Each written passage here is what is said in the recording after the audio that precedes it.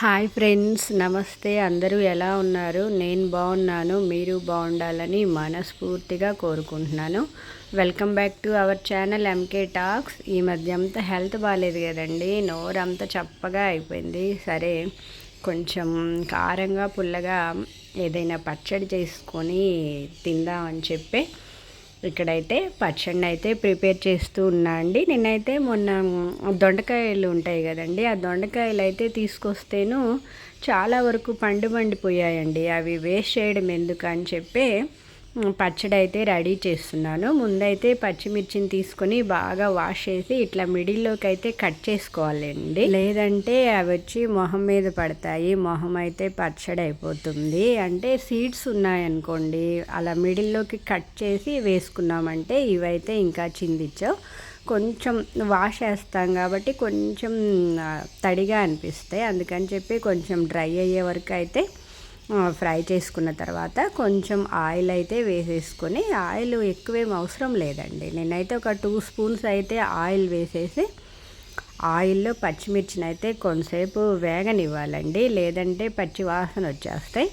ఇవి అయితే కొంచెం వేగిన తర్వాత మనం పండిన దొండకాయలు అని చెప్పాం కదండి, వాటిని కూడా నీట్గా వాష్ చేసుకోవాలి.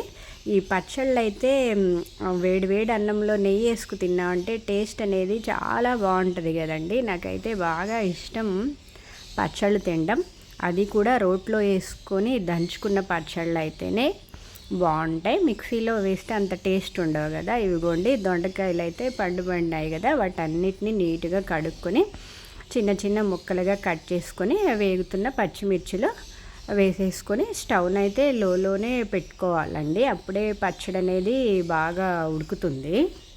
అలా కాకుండా హైలో పెట్టామంటే పైన ఉడికినట్టు ఉంటుంది, లోపలంతా పచ్చిగా ఉంటుంది. సో దొండకాయలు కూడా వేసేసి కొంతసేపు అయితే ఫ్రై అవ్వనివ్వాలండి. ఇప్పుడు టమోటాలు ఉంటాయి కదండి, నేనైతే 3 టమోటాలను అయితే తీసుకున్నాను. ఏ పచ్చడికైనా సరే టమోటాలు కొంచెం పండినవి అయితేనే టేస్ట్ బాగుంటాయండి. పచ్చిగా ఉన్నాయనుకో పచ్చడికి అయితే అంతా బాగుండవు. అందుకని చెప్పి నేను కొంచెం పండిన టమోటాలను అయితే తీసుకొని ఇది మిడిల్లో ఎల్లోగా ఉంది కదండి, అదైతే తీసేయాలి. దాన్ని అయితే తీసివేసి నీట్గా కట్ చేసి పెట్టుకున్నా అండి. అదైతే తినకూడదంట, అందుకని చెప్పి ఇదిగోండి ఆ ఎల్లో ఉన్నదాన్ని అయితే నీట్గా తీసేసుకొని ఈ టమోటాలను అయితే చిన్న చిన్న ముక్కలుగా కట్ చేసుకొని పచ్చిమిర్చిలు అయితే వేసేసుకోవాలండి. అంటే పచ్చిమిర్చి దొండకాయలు వేసాం కదండి, దాంట్లో ఇవి కూడా వేసేసుకొని బాగా కలుపుకోవాలి. స్టవ్ని అయితే లోనే పెట్టుకొని చేసుకున్నామంటే పచ్చడి అనేది టేస్ట్ బాగుంటుందండి. చూశారు కదా, గ్రీన్ అండ్ రెడ్ కాంబినేషన్లో పచ్చడి అయితే చూడడానికి చాలా కలర్ఫుల్గా ఉంది.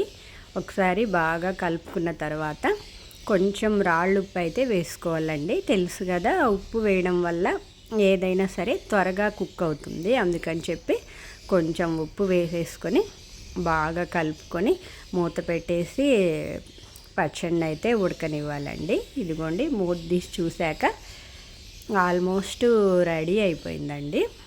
ఇప్పుడు కొంచెం చింతపండు, అంటే పులుపుకు తగినంత చింతపండు అయితే వేసుకోవాలండి. ఇదిగోండి కొంచెం చింతపండు, అలాగే జీలకర్ర.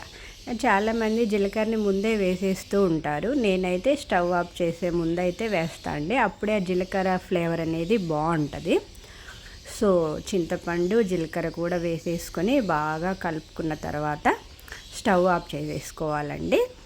సో నేనైతే కొంచెం పసుపునైతే వేసా అండి, అంటే పచ్చడి చూడడానికి బాగా కలర్ఫుల్గా ఉంటుంది, హెల్త్కి కూడా మంచిదని చెప్పి కొంచెం చిటికెడు పసుపునైతే వేసేసి ఒకసారి బాగా కలుపుకొని ఆ తర్వాత అయితే స్టవ్ ఆఫ్ చేసేసుకోవాలండి. సో ఈ పచ్చడి అయితే కొంచెం చల్లారనివ్వాలి. చల్లారాక అప్పుడు దీన్ని అయితే మిక్సీ అయినా పట్టుకోవచ్చు, లేదా రోట్లో వేసైనా దంచుకోవచ్చు. నేనైతే రోట్లోనే దంచా అండి, నాకు ఇష్టం పచ్చళ్ళు రోట్లో వేసి దంచిన పచ్చళ్ళు అయితే నాకు బాగా ఇష్టం. మిక్సీ వేసామంటే ఎందుకో అంత టేస్ట్గా ఉండవేమో అనిపిస్తుంది నాకు, మెత్తగా పేస్ట్ లాగా అయిపోతాయి. అంతే అండి, ఆ రోట్లో వేసేసి కొంచెం సాల్ట్ వేసేసుకొని ఇట్లా రోల్తో పాటు ఒక చిన్న రాయి లాంటిది ఇస్తారు కదండి, దాంతో వేసేసి దంచుకోవడమే. అంతే అండి. కొంచెం ఒకవేళ పులుపు సరిపోలేదు అనిపిస్తే నా దగ్గర అయితే ఇదిగోండి ఈ చింతొక్కు పచ్చడి, అంటే మనం చింతకాయలని దంచి పెట్టుకుంటాం కదండి, ఆ పచ్చడి అయితే నా దగ్గర ఎప్పుడూ ఉంటుంది. కొంచెం చింతొక్కు పచ్చడిని అయితే వేసేసి మనం కనుక దంచుకున్నామంటే పులుపు అనేది సరిపోతుందండి. మళ్ళీ చింతపండు వేయాల్సిన అవసరం లేదు. ఇప్పుడైతే ఒక మీడియం సైజు ఆనియన్, అలాగే వెల్లుల్లి రెబ్బలు, ఫస్ట్ అయితే వెల్లుల్లి రెబ్బల్ని వేసి బాగా దంచుకున్న తర్వాత ఆనియన్ని కూడా చిన్న చిన్న ముక్కలుగా కట్ చేసుకొని వేసేసుకొని లాస్ట్లో ఇంకా పచ్చడి అంతా అయిపోయిన తర్వాత లాస్ట్లో వేసేసుకొని ఒకసారి బాగా దంచుకున్నామంటే అవి మరీ మెత్తగా అవ్వకుండా పంటి కింద అలా తగులుతూ ఉంటే చాలా టేస్ట్గా ఉంటుందండి. ఆనియన్ని ఇలా లాస్ట్లో వేసేసుకొని దంచుకున్నామంటే పచ్చడి అనేది టేస్ట్ బాగుంటుంది. చూసారా, పచ్చడి అయితే రెడీ అయిపోయింది. చూస్తుంటేనే నోట్లో నీళ్ళు ఊరుతున్నాయి కదా. వేడి వేడి అన్నంలో నెయ్యి వేసుకు తింటే చాలా బాగుంటుందండి. సో నా ఈ వీడియో మీకు ఎలా అనిపించిందో తప్పకుండా కామెంట్ చేయండి.